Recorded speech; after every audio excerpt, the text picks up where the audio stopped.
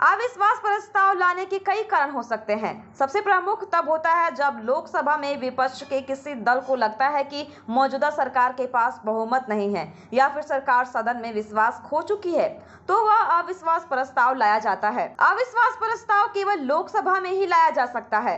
सदन का कोई भी सदस्य अविश्वास प्रस्ताव पेश कर सकता है। सदस्य को सुबह 10 बजे से पहले प्रस्ताव को लिखित सूचना देनी होती है और कम से कम 50 सांसद सदस्यों को प्रस्ताव स्वीकार करना होता है। इसके बाद स्वीकार प्रस्ताव पर चर्चा की तारीख तय करते हैं। प्रस्ताव लाने के कई कारण हो सकते हैं। सबसे प्रमुख तब होता है जब लोकसभा में विपक्ष के किसी दल को लगता है कि मौजूदा सरकार के पास बहुमत नहीं है या फिर सरकार सदन में विश्वास खो चुकी है, तो वह अविश्वास प्रस्ताव लाया जाता है। अविश्वास प्रस्ताव केवल लोकसभा में ही लाया जा सकता है। सदन का कोई भी सदस्य अविश्वास प्रस्ताव पेश कर सकता है। सदस्य को सुबह 10 बजे से पहले प्रस्ताव को लिखित सूचना देनी होती है और कम से कम 50 सांसद सदस्यों को प्रस्ताव स्वीकार करना होता है। इसके बाद स्वीकार प्रस्ताव पर चर्चा की तारीख तय करते हैं। अविश्वास प्रस्ताव लाए जाने के बाद सत्ताधारी पार्टी को साबित करना होता है कि उनके पास बहुमत है। अगर बहुमत साबित नहीं हो पाता है तो सरकार गिर जाती है। राज्यसभा के सांसद वोटिंग प्रक्रिया में भाग नहीं ले सकते।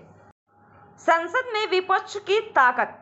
बीजेपी को 2019 लोकसभा चुनाव में कुल 301 सीटें मिली थी। वहीं उसके सहयोगी दलों को मिलाकर एनडीए की संख्या 333 है। वहीं विपक्ष गठबंधन INDIA में शामिल दलों के पास लगभग 150 सांसद है, जबकि YSR, कांग्रेस, BJD, भारत राष्ट्र समिति जैसे कई अन्य दलों का आंकड़ा 60 से अधिक सदस्य है और वे इन दोनों खेमों से बाहर है। लोकसभा में विपक्षी दलों की ताकत को आंकड़ों के हिसाब से देखें तो ये संख्या काफी कम नजर आती है। इनमें भी सबसे बड़ा विपक्षी दल कांग्रेस है, जिसके कुल 50 सांसद है। इसके अलावा कुछ ही दल ऐसे हैं जिनके 10 से ज्यादा लोकसभा सांसद है। सवाल ये है कि संख्या बल के हिसाब से विपक्ष की हार तय है। इसके बावजूद विपक्ष यह कदम क्यों उठा रहा है? दरअसल विपक्ष चाहता है कि प्रधानमंत्री नरेंद्र मोदी संसद में आए और मणिपुर हिंसा पर अपना बयान दे। वहीं बीजेपी भी इस मुद्दे पर चर्चा करना चाहती है, लेकिन उसे विपक्ष की शर्तें नहीं मंजूर है। इसी कारण से विपक्ष अविश्वास प्रस्ताव ला रहा है।